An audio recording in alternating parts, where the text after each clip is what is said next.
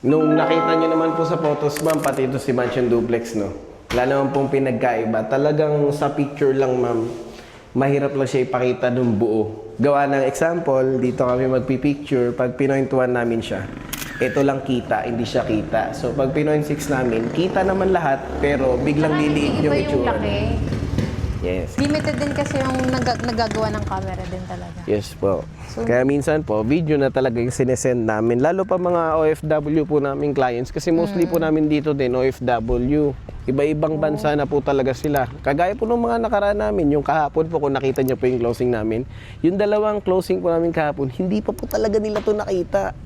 As in yun po, no, nakita nila yung video, photos. Nag-reserve na sila? Reserve po talaga agad sila. May iba-iba po talaga, ma'am. Minsan mas okay rin kasi talaga yung napupuntahan natin. Iba.